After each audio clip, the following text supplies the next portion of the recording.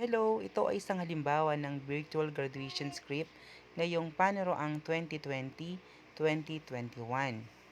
So, bago magsimula ang ating video o habang piniplay na natin yung video natin, pwede nating sabihin yung intro na ito.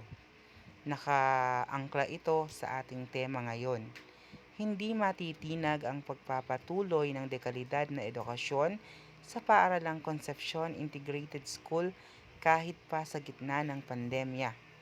Pinatunayan ito ng makasaysayang pagtatapos ng panuruang taon 2020 hanggang 2021.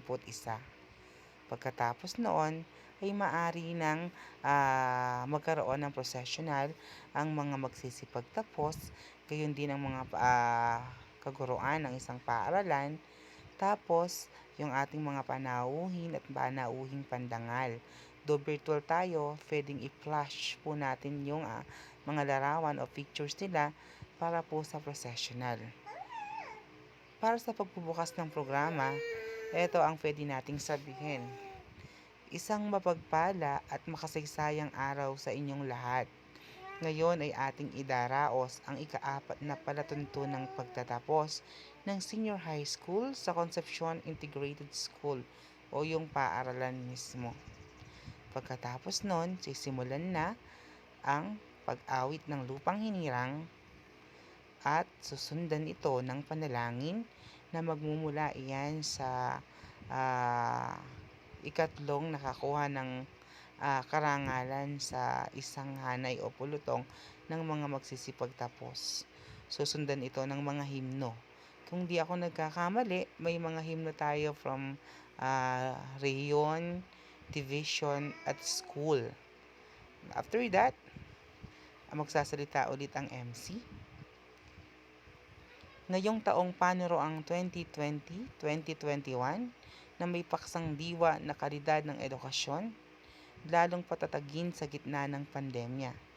Bilang pagbubukas ng programa, inaanyayahan ang lahat na tumayo ng tuwid at sumabay sa pag-awit ng lupang hinirang na susundan ng panalangin na pangungunahan ng mag-aaral mula sa hanay ng 12 Socrates na si Cielo Maris R. de la Cruz at ang pag-awit ng himno ng Rehiyong Tatlo, himno ng SDO Pampanga at himno ng Inang Paaralang Concepcion Integrated School.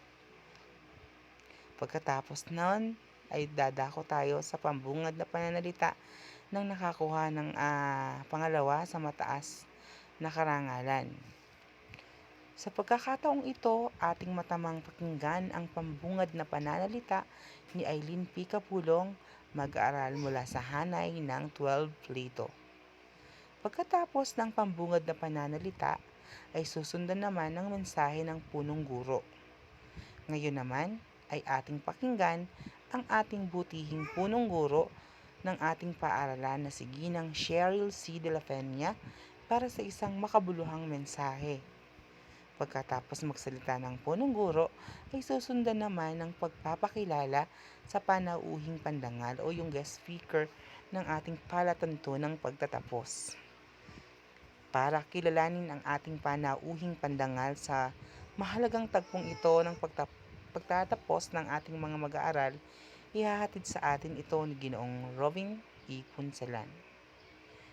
Pagkatapos maipakilala ang panauhing pandangal, magkakaroon na tayo ng presentation and confirmation o yung presentasyon at pagkumpirma sa mga magsisipagtapos na senior high school. Yan ay gagawaran ng principal o di kaya ng kinatawan ng SDO o ng division. Kung hindi ang ating SDS, pwede rin yung ating ASDS. Sasabihin ng MC, maraming salamat sa mensaheng tigib ng motibasyon at inspirasyon sa ating mag-aaral. Naway baunin nila ito hanggang sa kanilang tagumpay. Ngayon naman ay ating masasaksihan ang paglalahad ng ating senior high school focal person na si Dr. Rosana S. Quezon sa mga magsisipagtapos na mag-aaral sa baitang 12 at pagkumpirma ng ating buting guro na si Ginang Cheryl C. de la Peña sa mga mag-aaral bilang ganap na nakapagtapos ng senior high school.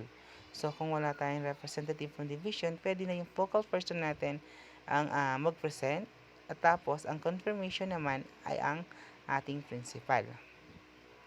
Pagkatapos ay papakilala ng mga gurong tagapayo, advisors, ang kanilang mga anak. At ngayon naman ay ating kikilalanin ang mga mag-aaral na nagsipagtapos sa pangunguna ng kanilang mga masisipag na gurong tagapayo mula sa hanay ng 12 Socrates at 12 Plato. Yan. So, pagkatapos maipakilala o ang pag-abot ng kanilang diploma, no? Ipapakilala naman nila ang mga mag-aaral na nagtamo ng mga karangalan. So,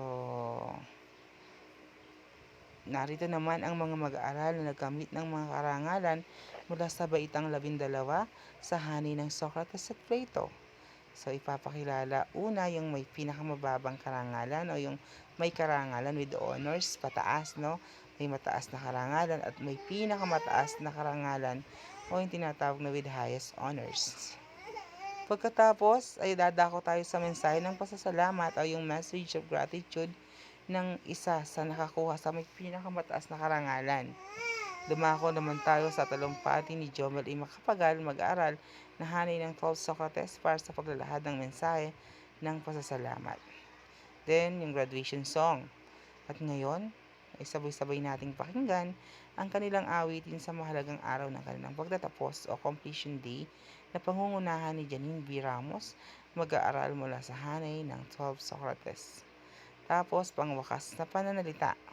Muli, ang aming pagbati sa inyong lahat na patunayan ninyo sa kabila ng krisis na ating kinakaharap, hinapad ninyo ang isang pangarap ng iyong magulang para simulan ng inyong tagumpay. Sa puntong ito, narito ang ating masigasig at masipong tagapangulan sa mga ng magulang at kaguraan ng PTA na si Ginoong Juanito D. Yambao Jr. Siya magsasalita ang ating PTA. After that, yung announcement.